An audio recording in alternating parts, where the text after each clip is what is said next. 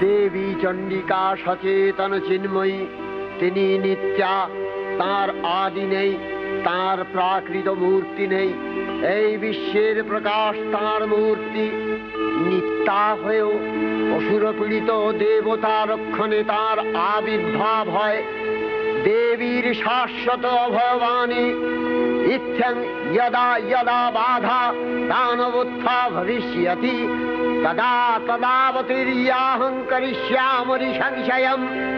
পূর্বকল্প অবসানের পর প্রলয়কালে সমস্ত জগৎ যখন কারণ সলিলে পরিণত হলো, ভগবান বিষ্ণু অখিল শক্তি প্রভাব সংহত করে সেই কারণ সমুদ্রে রচিত অনন্ত শয্যা পরে যোগ নিদ্রায় হলেন অভিভূত। বিষ্ণুর যোগ নিদ্রার অবসান কালে তার নাভিপদ্ম থেকে জেগে উঠলেন ভাবি কল্পের সৃষ্টি বিধাতা ব্রহ্মা। কিন্তু বিষ্ণুর কর্ণমূলজাত মধুকৈটব সুরোদয় ব্রহ্মার কর্ম অস্তিত্ব বিনাশে উদ্যত হতে পদ্মজনী ব্রহ্মা যোগ নিদ্রায় মগ্ন সর্বশক্তিমান বিশ্বপাতা বিষ্ণুকে জাগরিত করবার জন্য জগতের স্থিতি সংহারকারিণী বিশ্বেশ্বরী জগজ্জননী হরিনেত্র নিবাসিনী নিরুপমা ভগবতীকে স্তব মন্ত্রে করলেন উদ্বোধিত। এই ভগবতী বিষ্ণু নিদ্রা রূপা মহারাত্রি যোগ নিদ্রা দেবী।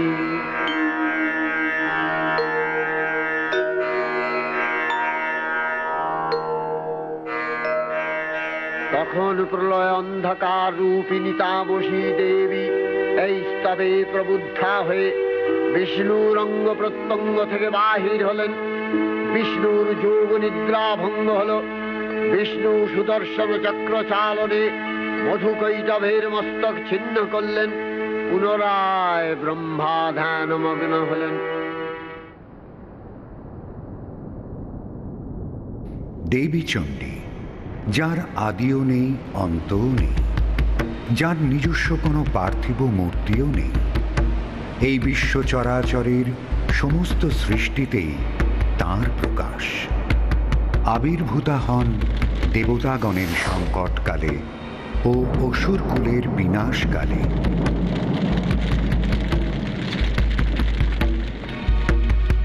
তাঁর চির শাশ্বত অভয় বাণী হল, যখনই তোমরা কোনো সংকটে পড়বে তখনই আবির্ভূতা হয়ে আমি তোমাদের রক্ষা করব আর বিনাশ করব সেই দুষ্টের। সৃষ্টির আদিতে মহাপ্রলয়ের পর সমগ্র বিশ্ব ব্রহ্মাণ্ড যখন জলমগ্ন, তখন নারায়ণ বিষ্ণু ছিলেন তাঁর অনন্ত নাগ শয্যায় এবং ব্রহ্মা ছিলেন বিষ্ণুর নাভিপদ্মে আসীন। সেই সময় একদিন ভগবান বিষ্ণুর কর্ণমল থেকে জন্ম নিল দুই অসীম শক্তিশালী দৈত্য, মধু ও কৈটব। একদিন মধু বলল কৈটবকে, এই জগতে কারণ ছাড়া কোনো কার্যই তো হয় না, আর কোনো বস্তুই তার আধার ছাড়া থাকতে পারে না। তাহলে এই মহাসাগরকেই বা কে ধরে রেখেছে? কেই বা একে সৃষ্টি করলো? আমরাই বা কেন আছি এই মহাসাগরে? কে আমাদের সৃষ্টি করলো? কে আমাদের পিতা মাতা? কিছুই জানি না আমরা। না না না, কোনো সিদ্ধান্তেই আসা গেল না। ভাই, আমার ধারণা আমাদের সৃষ্টি আর স্থিতির কারণ এই জলেই কোথাও আছে। এই সমস্ত জলেই সে শক্তি বর্তমান। যখন তারা এই চিন্তায় মশগুল, তখন তারা শুনতে পেল আকাশে বাতাসে দেবী সরস্বতীর বীজ মন্ত্র। তারা না জেনেই তা উচ্চারণ করতে লাগল আর মনোনিবেশ সহকারে তা অভ্যাস করতে লাগল। তখন তারা দেখল আকাশে এক জ্যোতিপুঞ্জ চারদিক আলোকিত করেছে। আহ আহ নিশ্চয়ই আমাদের মন্ত্রোচ্চারণে দেবী প্রসন্না হয়ে আলোকমালা হয়ে দেখা দিলেন। এই হয়তো তার সগুণ রূপ। তাহলে আমরা যদি আরো কদিন তপস্যায় নিজেদের ব্যস্ত রাখি, দেবী আমাদের একদিন না একদিন দেখা দেবেনি। তারপর তারা মনকে সংযত করে আহার নিদ্রা ভুলে এক মনে এক প্রাণে দেবীর স্তব করতে লাগল। কেটে গেল 1000 বছর। তাদের তপস্যায় খুশি হয়ে দেবী আদ্যাশক্তি মহামায়া দৈববাণী করলেন, হে দানবদ্বয়, তোমাদের তপস্যায় আমি তৃপ্ত। বলো, কি বর চাও তোমরা? আমি তা অবশ্যই দান করব। অপূর্ব এই দৈববাণীর পর দানবদ্বয় করজোড়ে বলে উঠল, হে দেবী, আমাদের প্রার্থনা, আমাদের যেন ইচ্ছা মৃত্যু হয়। তাই শুনে দেবী বললেন, তথাস্তু। আমার বরে, আজ থেকে তোমাদের মৃত্যু তোমাদের হাতেই রইল। এই সুর ও অসুর কুলে তোমরা হবে অপরাজেয়। দেবীর এই বরে দানবদ্বয় গর্বে আহ্লাদিত হয়ে উঠল। নিজেদের শ্রেষ্ঠত্ব প্রমাণের জন্য তারা শুরু করল তাদের দানবীয় কর্মকাণ্ড। প্রজাপতি ঋষি ব্রহ্মার মুখোমুখি হয়ে তারা তাঁকেও তাদের সঙ্গে যুদ্ধে আহ্বান জানাল। তাদের অহংকার এমনই জায়গায় চলে গেল যে তারা ঋষিবর ব্রহ্মাকে যুদ্ধে পরাজিত হয়ে বশ্যতা শিকার ও দাসত্বের পরিণতির কথা জানিয়ে দিল। ব্রহ্মার ধ্যান ভঙ্গ হল। পড়লেন মহা দুশ্চিন্তায়। ভাবতে লাগলেন কি করা যায়। তিনি তখন দেবী মহামায়ার আরাধনা করতে লাগলেন, যিনি কাল রাত্রি রূপে শ্রী বিষ্ণুকে যোগনিদ্রায় আচ্ছন্ন করে রেখেছেন। ব্রহ্মার আহ্বানে ভগবান বিষ্ণুর সর্বশরীর থেকে উঠে এলেন দেবী, আর বিষ্ণু তাঁর যোগনিদ্রা থেকে উঠলেন। ঋষি ব্রহ্মাকে ভীত সন্ত্রস্ত দেখে প্রশ্ন করলেন, কি সংবাদ ঋষিবর? আপনাকে এত বিচলিত লাগছে কেন? ব্রহ্মা জানালেন তার উদ্বেগের হেতু। নারায়ণ ঈষৎ হাস্য করে বললেন, হে প্রজাপতি, আপনি চিন্তিত হবেন না। ওরা যতই দেবীর বরে নিজেদের অমর মনে করুক, ওদের আয়ু আমার হাতে। আমি যেমন ওদের সৃষ্টির মূলে, তেমনি আমি হব ওদের বিনাশের কারণ। ওরা জানে না ওদের সৃষ্টির আদি আর অন্তে বসে আছি আমি স্বয়ং। শোনো দানবদ্বয়, তোমাদের যখন যুদ্ধের এত ইচ্ছে, এসো আমার সঙ্গে যুদ্ধ করো। আমাকে দেখিয়ে দাও কত বড় বীর তোমরা। জলের ওপর শরীর ভাসিয়ে মধু আর কৈটব নারায়ণ বিষ্ণুর সঙ্গে সম্মুখ সমরে অবতীর্ণ হল। প্রথমে যুদ্ধে এলো মধু। শ্রী বিষ্ণুর সঙ্গে যুদ্ধে মধু যখন ক্লান্ত হল, তখন সমরে এলো কৈটব। এদিকে দানবদ্বয়ের প্রচণ্ড দাপটে ভগবান বিষ্ণুও হয়ে পড়লেন রণক্লান্ত। যুদ্ধ চলতে চলতে কেটে গেল 5000 বছর। অবশেষে ক্লান্ত শ্রান্ত বিষ্ণু দানবদের হারানোর কোনো উপায় না দেখে হয়ে পড়লেন চিন্তিত। তিনি উপায় চেয়ে আরাধনা করলেন দেবী আত্মা শক্তির। দেবী মহামায়া বিষ্ণুকে বললেন, আমি দেখেছি আপনাদের সংকট, বুঝেছি আপনার অভিপ্রায়। নিশ্চিন্তে থাকুন, আমি ওদের ওপর মোহজাল বিস্তার করব। তখন ওরা হবে আচ্ছন্ন, কোনো বাহ্য জ্ঞান ওদের থাকবে না। ঠিক সেই সময় আপনি আপনার বুদ্ধি প্রয়োগ করে ওদের বধ করবেন। মধু আর কৈটভের সামনে তখন আদ্যা শক্তি মহামায়া দেখা দিলেন এক মোহময়ী রূপে, যা দেখে দানবদ্বয় বিহ্বল আর মোহাবিষ্ট হয়ে পড়ল। বিষ্ণু এবার তাদের সামনে এসে বললেন, তোমাদের সঙ্গে যুদ্ধে আমি বুঝলাম তোমরা অসীম শক্তিধর। তোমাদের শক্তিতে আমি সন্তুষ্ট। বলো, কি বর চাও তোমরা? গর্বিত মহাবিষ্ট দানব ভ্রাতৃদয় তখন বলে উঠল, তুমি আমাদের কি বর দেবে? বরং তুমি বলো, কি বর চাও আমাদের কাছে? যা চাইবে তাই পাবে। এই সুযোগের অপেক্ষায় ছিলেন বিষ্ণু। বললেন, তোমরা আমার হাতে মারা যাবে, এই বর দাও। বেশ, আমাদের মৃত্যু তোমার হাতেই হবে, এই বর তোমাকে দিলাম। তবে শর্ত একটাই, আমাদের মারতে হবে স্থলে, জলে আমাদের মারতে পারবে না কোনোদিন। এই বলে দানবদ্বয় তাদের শরীর সহস্র যোজন বিস্তৃত করল। নারায়ণ বিষ্ণু তাঁর উরুদয় ততোধিক বিস্তার করলেন। তারপর তাঁর সুদর্শন চক্রের আঘাতে দুজনের মস্তক ছিন্ন করলেন দেহ থেকে। প্রজাপতি ব্রহ্মা পুনরায় ধ্যানমগ্ন হলেন।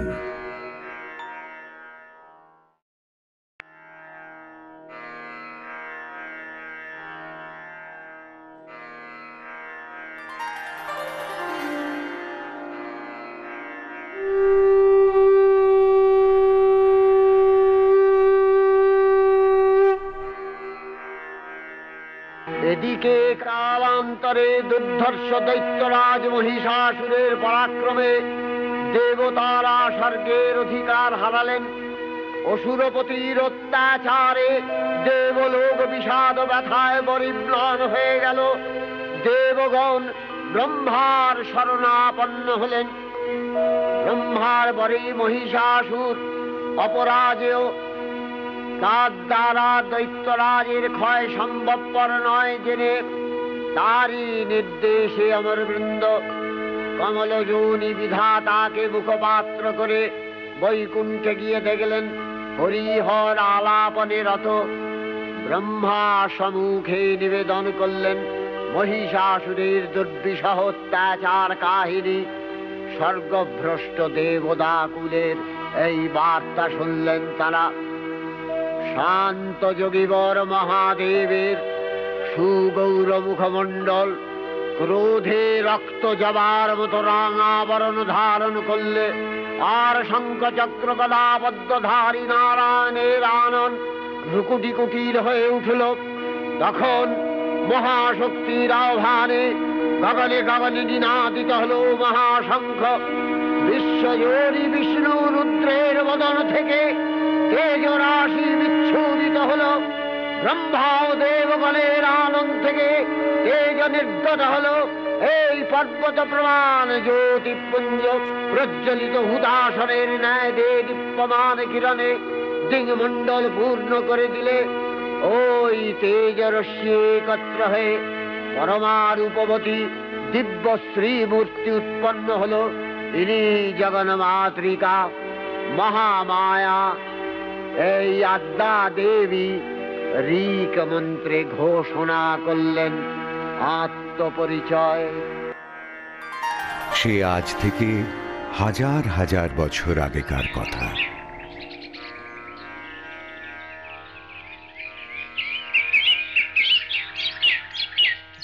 পৃথিবীতে তখন অসুরদের রাজত্ব।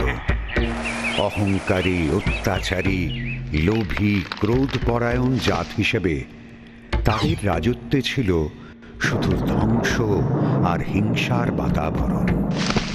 এসব সত্ত্বেও অসুরেরা ছিল দেবদেবীদের একনিষ্ঠ সাধক। অসুরদের রাজা ছিল মহিষাসুর। মহিষাসুরের পিতা ছিলেন অসুর আর মাতা ছিলেন মহিষ বংশজাত, যে কারণে সে চাইলে অসুর ও মহিষ দুটো রূপই ধারণ করতে পারত। মহিষাসুর প্রজাপতি ব্রহ্মার খুব বড় ভক্ত ছিল। ঈশ্বরীয় শক্তি ও ক্ষমতা লাভের আশায় মহিষাসুর শুরু করল কঠোর তপস্যা। কেটে গেল কয়েক হাজার বছর।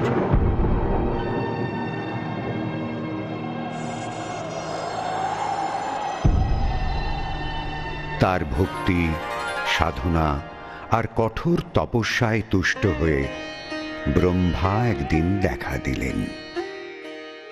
মহিষাসুর, তোমার তপস্যায় আমি সন্তুষ্ট। বলো, কি বর চাও তুমি? হে দেব, আমাকে এমন বর দিন যাতে স্বর্গ, মর্ত্য ও পাতালে কেউ কোনো দিন আমাকে পরাস্ত করতে না পারে।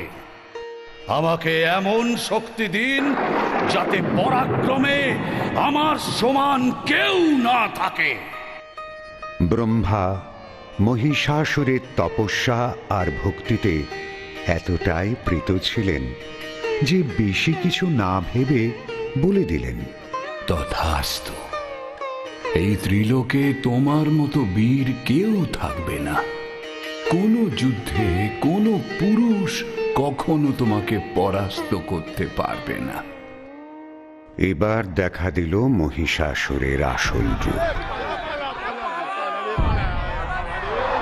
যত বড় ভক্ত আর তপস্বী হোক, আসলে তো সে অসুর।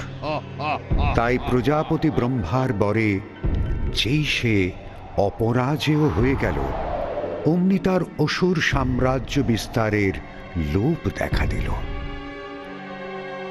সহজেই মর্ত্য আর পাতালের অধিকার নিয়ে তার অসুর বাহিনীর সাহায্যে প্রচণ্ড তাণ্ডবে সারা ব্রহ্মাণ্ড ভরিয়ে দিল।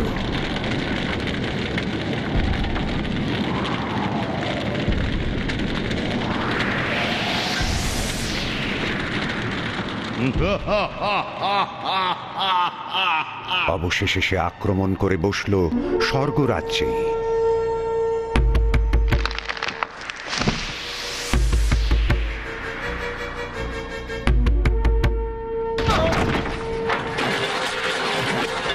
মহিষাসুর ও অসুর বাহিনীর আক্রমণে যখন দেবতারা সন্ত্রস্ত, তখন তাঁদের বাঁচাতে ছুটে এলেন স্বয়ং দেবরাজ ইন্দ্র। তোর এত ক্ষমতার দম্ভ যে তুই আমারই রাজ্য আক্রমণ করে বসেছিস, এর ফল তোকে পেতেই হবে। মহিষাসুর অট্টহাস্য করে উঠল। দেবরাজ তখন তার বজ্র নিক্ষেপ করলেন মহিষাসুরের উপরে, কিন্তু দেখা গেল ইন্দ্রের বজ্র মহিষাসুরের কোনো ক্ষতি করতে পারল না। দেবরাজ ইন্দ্র যুদ্ধে পরাজিত হলেন। ক্রমে ক্রমে দেবতারা বিতাড়িত হলেন স্বর্গ থেকে। স্বর্গরাজ্যে দেবরাজ ইন্দ্রের স্থানে মহিষাসুরের পুজো শুরু হয়ে গেল।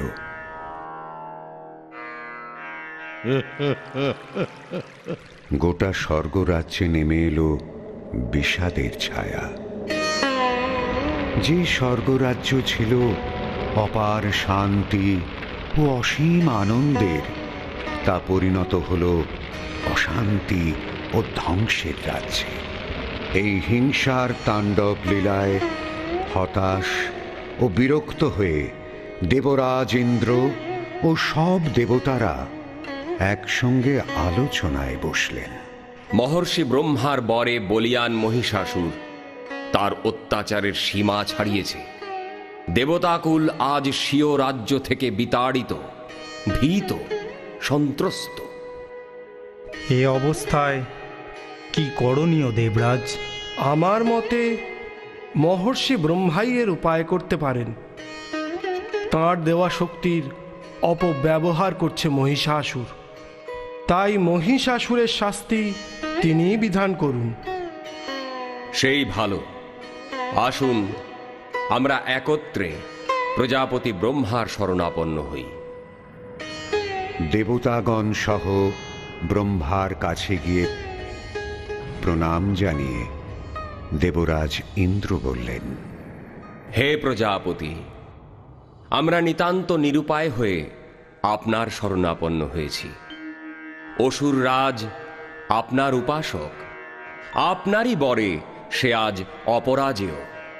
উগ্র দাম্ভিক মহিষাসুরের তাণ্ডবে আজ দেবকুলের অস্তিত্ব বিপন্ন।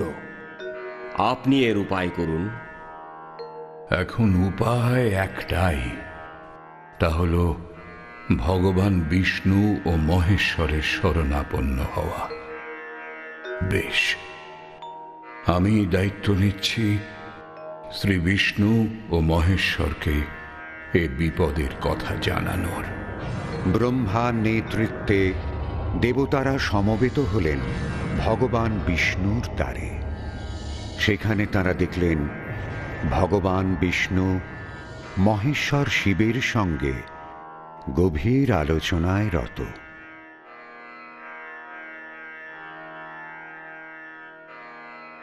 ব্রহ্মা তাঁদের প্রণাম জানিয়ে বললেন, হে দেবাদিদেব, হে নারায়ণ, দেবলোকে আজ ঘোর দুর্দিন। মহিষাসুরের প্রতাপে দেবতারা স্বর্গরাজ্য থেকে বিতাড়িত। তার অত্যাচারে ত্রিলোকে আজ সন্ত্রাসের ছায়া। আমারই বড় প্রাপ্ত হয়ে সে অপরাজেয়। তার বিনাশের উপায় আপনারাই করুন। মহাদেব, আপনি শীঘ্র এই দুঃসাহসী অসুরকে বিনাশ করে দেবকুলকে রক্ষা করুন। কিন্তু মহিষাসুরকে পুরুষের অবদ্ধ হওয়ার বর তো আমিই দিয়েছি। এখন তা ফেরানো অসম্ভব। তাহলে উপায়? উপায় একটাই, মহিষাসুর পুরুষের অবদ্ধ হতে পারে, মাতৃশক্তির অবদ্ধ তো সে নয়। আসুন, আমরা একত্রিত শক্তিতে এমন এক নারীর সৃষ্টি করি, যিনি রূপে আর গুণে হবেন লক্ষ্মী, সরস্বতী আর পার্বতীর ন্যায়। শক্তিতে হবেন অমিত।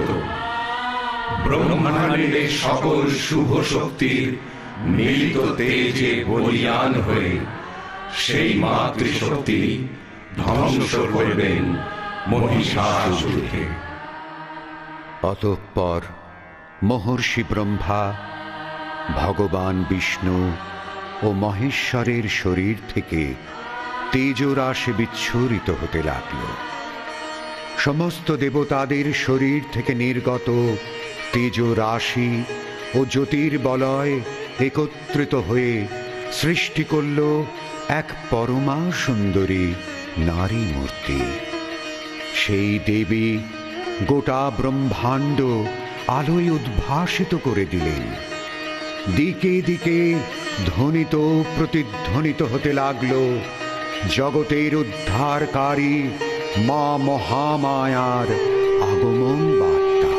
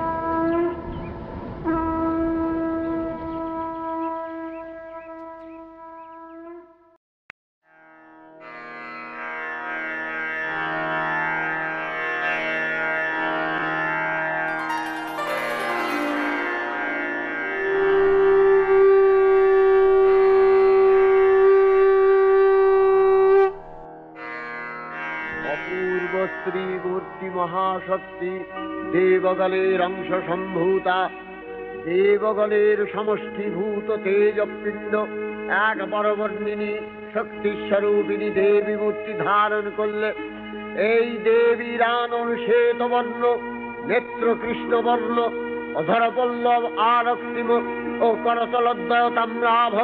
তিনি কখনো বা সহস্রভুজা, কখনো বা অষ্টাদশ ভুজা রূপে প্রকাশিত হতে লাগলেন। এই ভীমকান্ত রূপিণী দেবী ত্রিগুণা মহালক্ষ্মী, তিনি আদ্যা মহাশক্তি। মহাদেবীর মহামহিমময় আবির্ভাবে বরণগীত ধ্বনিত হয়ে উঠল।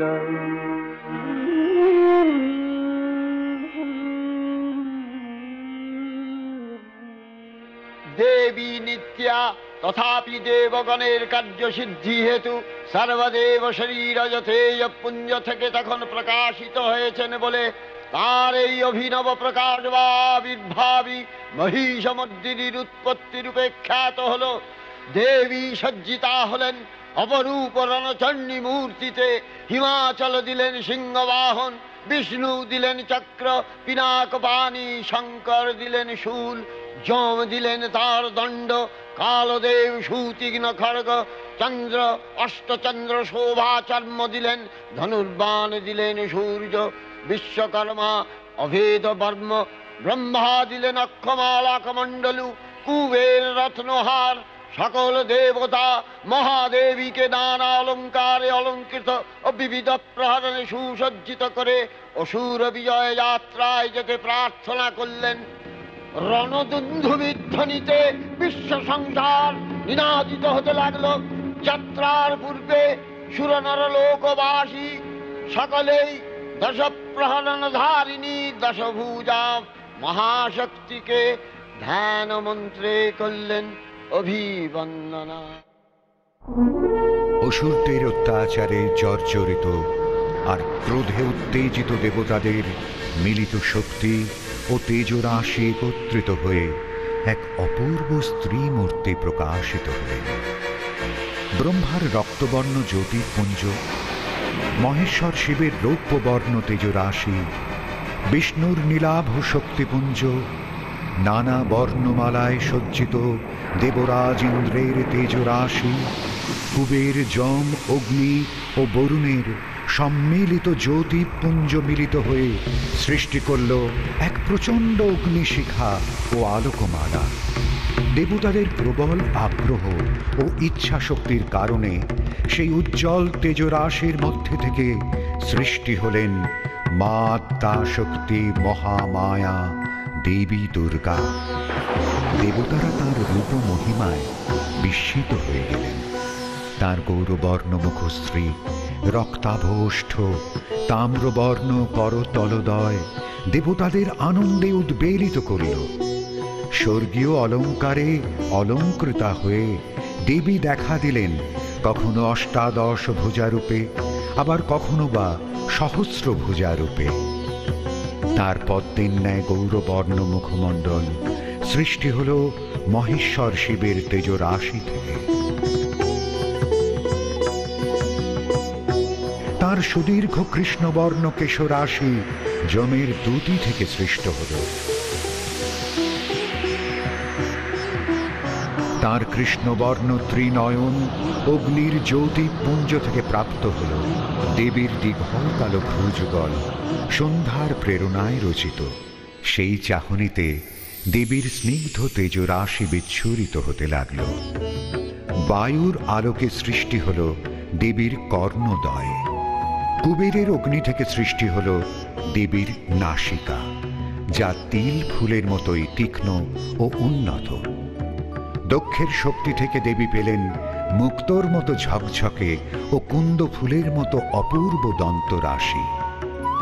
সূর্যের সারথি অরুণের থেকে রক্তিম নিম্নষ্ঠ ও কার্তিকের থেকে পেলেন অপূর্ব উপরষ্ঠ। তার অষ্টাদশ হাত পেলেন বিষ্ণুর তেজরাশি থেকে, আর গোলাপী আঙুলগুলি পেলেন বাসুদেবের জ্যোতি থেকে। সোমার শক্তিপুঞ্জ থেকে দেবী পেলেন বক্ষ। নাভিসহ শরীরের মধ্যভাগ পেলেন ইন্দ্রের তেজরাশি থেকে। উরু ও জমঘা সৃষ্টি হল বরুণের অনুমোদনে। দেবতারা তাঁদের সম্মিলিত শক্তি দ্বারা রচিত সৃষ্টিকে দেখে নিজেরাই হলেন বিস্মিত। তাঁদের সমবেত সৃষ্টি যে এত অপরূপা দেবীতে পরিণত হতে পারে তা যেন তাঁদেরই কাছে ছিল অকল্পনীয়। মহিষাসুরের বিরুদ্ধে যুদ্ধে দেবীকে তাঁদের সর্বশক্তি দিয়ে গড়ে তোলার প্রেরণায় যে মূর্তিরূপ পরিগ্রহ করল তা একাধারে অনন্যা, আবার যিনি মা চণ্ডীর ন্যায় অসীম শক্তিময়ী। দেবীর শক্তি পরীক্ষায় অপরাজেয় থাকার কল্পনায় দেবতারা তাঁদের মানস কন্যাকে বিভিন্ন অস্ত্রে সজ্জিত করতে শুরু করলেন। নারায়ণ বিষ্ণু দিলেন তাঁর সুদর্শন চক্র, যার অসীম ক্ষমতা ত্রিলোকের যে কোনো শক্তিকে পরাস্ত করতে পারে। মহেশ্বর শিব দিলেন তাঁর ত্রিশূল, যাতে অসুর বাহিনী ও মহিষাসুরকে বিদ্ধ করা দেবীর পক্ষে সহজ হয়। কালদেব দিলেন সুতীক্ষ্ণ খড়গ, বরুণ দিলেন মহাশঙ্খ, যার নিনাদে দেবী তার আগমন বার্তা স্বর্গ, মর্ত ও পাতালে দিকে দিকে ছড়িয়ে দিতে পারেন। অগ্নি দিলেন তার প্রচণ্ড অগ্নিবাণ, ত্রিলোকের কোনো শক্তি যার প্রত্যাঘাতের ক্ষমতা পাবে না। বায়ু দিলেন ধনু, যার থেকে নিক্ষিপ্ত তীরের গতি আকাশ বাতাস ভেদ করতে পারবে। সূর্য দিলেন তীর ও তনীর, যার সামনে ত্রিলোকের যে কোনো তীর ছিন্ন ভিন্ন হয়ে যাবে। যম দিলেন তার দণ্ড, যার প্রচণ্ড আঘাতে পরাস্ত হয় যে কোনো শক্তি। দেবরাজেন্দ্র দিলেন বজ্র, যার পরাক্রমে দেবীর শক্তি হবে অসীম। ব্রহ্মা দিলেন অক্ষমালা কমণ্ডল। কুবের দিলেন গদা, যার আঘাত সামলানো এই ত্রিভুবনে কোনো শক্তির পক্ষে সম্ভব নয়। শেষ নাগ দিলেন দেবীর গলায় সর্পমালা, যার বিষাক্ত ছোবলে মৃত্যু অনিবার্য যে কোনো শক্তির। বিশ্বকর্মা দিলেন সুরক্ষা বর্ম ও কুঠার, যা শুধু দেবীকে রক্ষাই করবে না, শক্তিও যোগাবে যে কোনো শত্রুর বিরুদ্ধে যুদ্ধ করতে। পর্বত দেবতা হিমালয়ে দিলেন সিংহ, যা দেবীর বাহন হয়ে তাকে নানা বিপদ থেকে রক্ষা করবে। সিংহ বাহিনী হবেন সর্বমুখী ও গতিশীল। দেবতাদের শক্তি আর অস্ত্রে সজ্জিতা হয়ে দেবী মহিষাসুর নিধনে হলেন যথোপযুক্তা। দেবতাদের আশীর্বাদ ও আবাহনে দেবী দুর্গা হয়ে উঠলেন মহিষাসুর মর্দিনী। দেবী মহাশঙ্খ নিনাদে 10 দিক কম্পিত করে ব্যক্ত করলেন তাঁর আগমন বার্তা।